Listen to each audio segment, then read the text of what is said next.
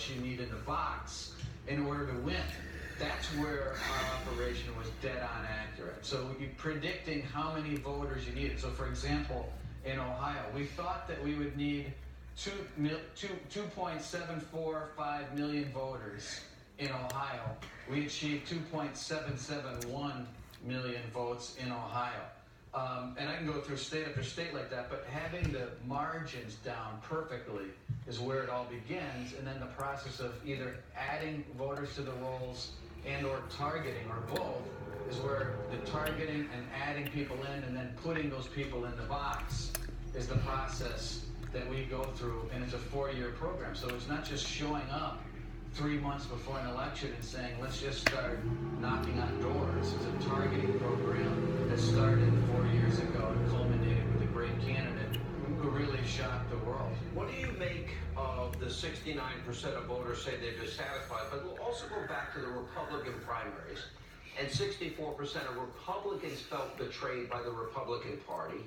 Donald Trump was the outsider, was the change agent, and now he's got to work with many of those same Republicans. Do you foresee any problems, any conflict? You know, I don't see a lot of problems because I've gotten to know President-elect Trump very well. I know how he interacts with people in private. I know how gracious and personable he is. Look at what happened today. I mean, you don't get to where Donald Trump is, President-elect Trump. I got used to that. You do not get there by being a person who doesn't understand the audience, the situation he's in, and acting in a way that affects the best outcome for his agenda. That's what he's going to do.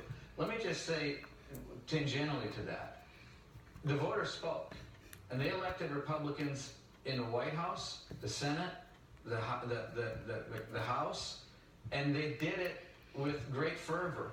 And so the agenda of our party, and particularly the agenda of President-elect Trump, is going to be the agenda that we pursue because that's what the voters wanted. Is that the Trump agenda? Is that going to be the Trump agenda? It's going to be the Trump agenda. He has the mandate. And so I just want people to understand that this isn't a matter of watering down our promises and forgetting about the will of the American people. The American people deserve the agenda of the Republican Party because that's what they asked for. All right, let me ask you this. Have you spoken to Donald Trump, or President-elect Trump? Have you spoken with him about a position in his cabinet? It's been rumored you're being considered for chief of staff. Is that something you'd be interested in? I know you've gotten close to him over these many months. Would you want to do that?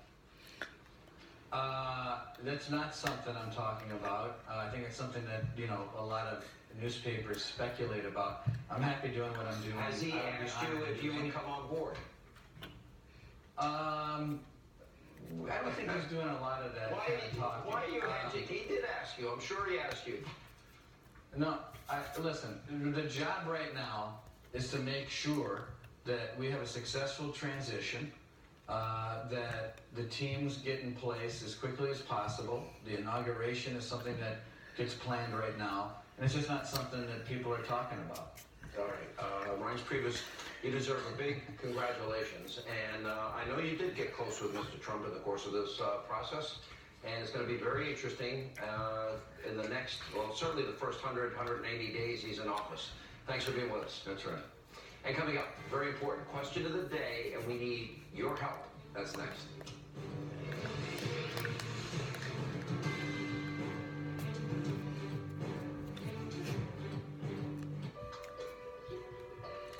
Before it became a medicine, it was an idea, a wild what if. So scientists went to work. They examined 87 different protein structures and worked for 12 long years.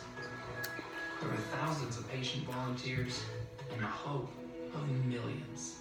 And so after it became a medicine, someone who couldn't be cured could be. Me.